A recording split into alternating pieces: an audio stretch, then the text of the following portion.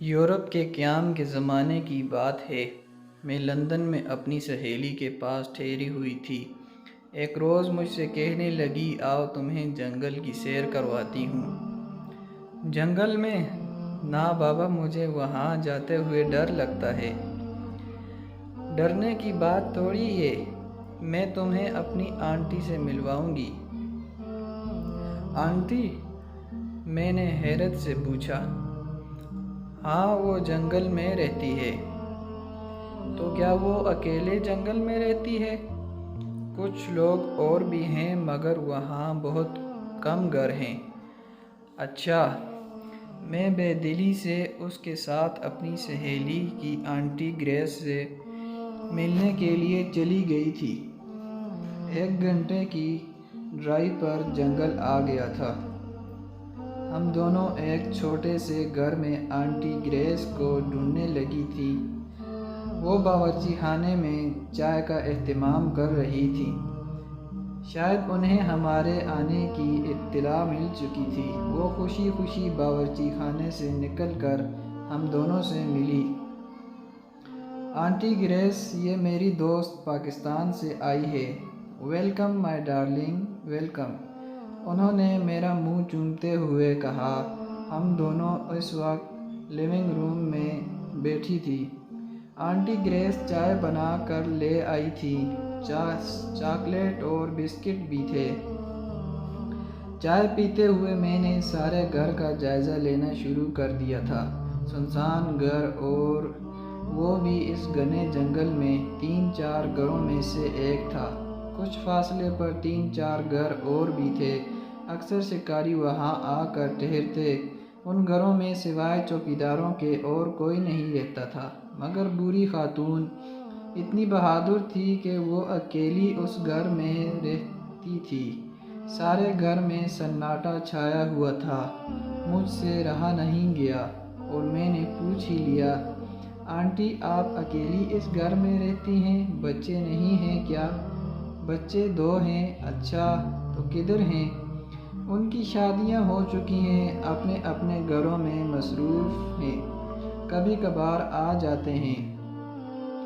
اس وقت بہت خوف زدہ ہو رہی تھی تو اس سے پوچھ بیٹھی تھی، آنٹی آپ اکیلے گھر میں ڈر نہیں لگتا؟ میرا مطلب یہ شہر میں ہوتا تو اکیلے رہنے میں کوئی حماقت نہیں تھی، مگر یوں اکیلے رہنا تو بہت ہی مشکل ہے۔ میں اکیلی تو نہیں رہتی ہوں، بہت سے لوگ میرے ساتھ رہتے ہیں۔ چائے پینے کے بعد وہ ہمیں برآمدے میں لے گئی تھی۔ کمرے میں سے ایک سیٹی اٹھا لائی اور سیٹی کو بجانا شروع کر دیا۔ ابھی چند ہی لمحے گزرے ہوں گے تو بہت سارے پرندے آن کر ان کے کندھوں پر بیٹھ گئے۔ رنگا رنگ کے خوبصورت پرندے تھے۔ وہ مسکرائی اور بتانے لگی، یہ میرے ساتھی ہیں، میرے ساتھ کھانا کھاتے ہیں، میں ان سے باتیں کرتی ہوں۔ دیکھا ڈھیر سارے بچے ہیں، وہ ایک پرندے کے منہ کو چومتے ہوئے بتا رہی تھی۔ میں حیران سے آنٹی گریس کو دیکھ رہی تھی جو ان پرندوں کے ساتھ خوش و خرم دکھائی دے رہی تھی۔ میری حیرانگی کو دیکھتے ہوئے وہ مجھ سے گویا ہوئی، نہ صرف پرندے میرے بچے ہیں بلکہ 2 بلیاں اور 2 کتے بھی ہیں۔ میں پریشان ہو گئی تھی، پوچھ ہی نہ سکی، اس گھنے جنگل میں اکیلے رہنا اور وہ بھی بوڑھی خاتون کا، یہ بات میرے لیے بہت حیران کن تھی۔ صرف پرندوں کو اپنی اولاد بنانا۔ آنٹی گریس نے 2 بلیوں کو بلایا اور چپ چاپ آ کر ان کے قریب بیٹھ گئی۔ کتے اس وقت کہیں گھوم پھر رہے تھے۔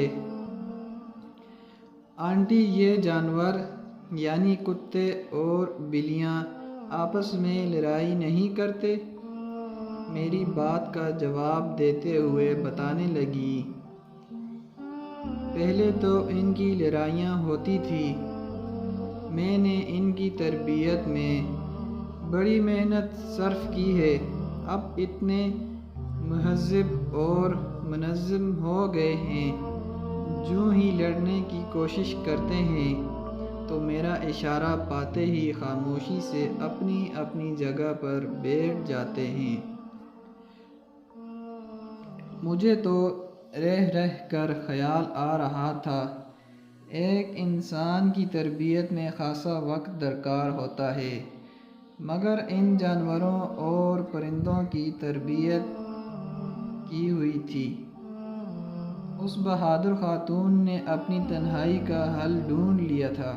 وہ پرندوں، بلیوں اور کتوں کے ساتھ بہت خوش تھی، اور ایک ہم جو انسان کے ساتھ خوش نہیں رہ سکتے۔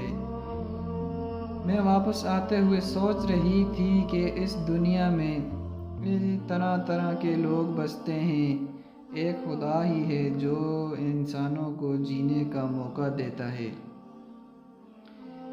پیارے دوستو، اگر آپ کو یہ کہانی پسند آئی ہے تو لائک ضرور کیجئے گا، اور اگر آپ میرے چینل پر نئے ہیں تو میرے چینل کو سبسکرائب کر دیں۔